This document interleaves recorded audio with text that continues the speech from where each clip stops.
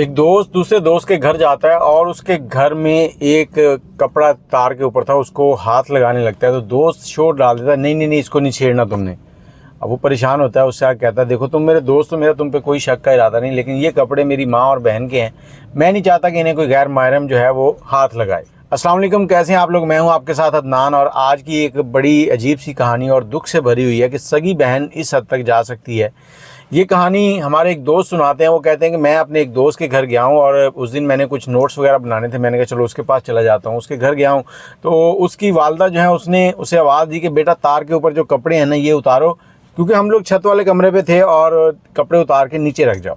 अब मेरा दोस्त उठा है, बाहर निकला और निकल कर वो कपड़े उतारने लगा तो मैं भी पीछे गया हूँ। मैंने कहा चलो मैं भी उतार देता हूँ। मैं जैसे ही कपड़ों को हाथ लगाने लगा हूँ तो वो मेरे दोस्त ने शोर डाल दिया कि इसको नहीं छेड़ना। अब उसने मुझे समझाया कि देखो तुम मेरे दोस्त हो, मुझे कोई तुम पे शक नहीं है, लेकिन मैं नहीं चाहता कि मेरी माँ और मेरी बहन के कपड़ों को भी कोई गैर महरम जो है वो हाथ लगाए। अब वो भाई अपनी बहन और माँ के लिए इतना जज्बा रखता था, इतनी मोहब्बत रखता था कि कोई गैर महरम उनको ना देखे। और ये नहीं कि उस घर में तालीम आदमी, बहन जो है वो यूनिवर्सिटी भी जाती है बिल्कुल बापर्दा हर तरीके से, मतलब एक हिजाब के अंदर, ये चीज़ें उस घर की थी। और वो दोस्त कहता कि मैं अपने घर आ गया। उसके बाद कुछ दिन गुजरे और कुछ दिनों के बाद हमारे इलाके के अंदर ऐलान हुआ कि फ़लाँ फ़लाँ शख्स जो है ना वो फौत हो गया है। मैंने देखा, मैंने कहा ये तो मेरे दोस्त का नाम ले रहे हैं, तो ये कैसे हो गया? मैं उठा, जल्दी में उसके घर पहुंचा हूँ। जब आगे पहुंचा हूँ तो बहुत सारे लोग जमा हैं और उसके साथ ही वहाँ पर कुछ पुलिस भी आई हुई है। अब जब पुलिस आई हुई तो मैं पूछने लगा हुआ क्या है, तो मैंने उनके एक रिश्तेदार से पूछा कि क्या मसला है। अब वो रिश्तेदार बताने लगा कि पिछली रात इनकी कोई अजीज़ों की शादी थी, इन्होंने वहाँ जाना था और शादी में सब लोग जा रहे थे, इसके वालिद और वालदा भी, और ये जो लड़का है और इसकी बहन जो है ये शादी में नहीं गए थे। अब मामला क्या था, ये था कि कुछ दिनों पहले इसकी जो बहन है उसकी एक सहेली के आगे कोई सहेली थी, उसका भाई था, उसके साथ इसकी कोई फ्रेंडशिप हो गई थी। अब वो बात इतनी बड़ी कि ये चाहते थे हम शादी कर लें। अब शादी के लिए रिश्ता आया और रिश्ते में इसके वालिद, जो लड़की और लड़के के वालिद थे ना, ये जो लड़का फौत हुआ है उसके वालिद जो थे वो देखते हैं, देखभाल करते हैं, लेकिन उनको लड़का पसंद नहीं आता। वो कहते हैं कि लड़का नशेई है, गलत आदत हैं, गलत महफिलों में बैठता है, तो हम तुम्हारी उससे शादी नहीं कर सकते। अब वक्ती तौर पर तो लड़की ने हाँ कर दी, उन्होंने कहा ठीक है जो आपका फ़ैसला है मुझे मंजूर है। और जिस दिन वो शादी पे जाना था ना, अब लड़की ने कहा कि मैं शादी पे नहीं जा रही, तो लड़का कहता तुम नहीं जा रही तो मैं भी नहीं जा रहा, मैं घर पे रहूँगा, मेरी बहन अकेली क्यों रहे। वो कहती कि मेरी सहेली आ जाएगी, फ़लाँ आ जाएगा, फ़लाँ आ जाएगा, लेकिन वो नहीं माना। अब वो घर पे ही है, लड़की भी घर पे है। रात को लड़की ने किसी चीज़ के अंदर जहर मिलाया और भाई को खिला दी है, भाई ने खाई है।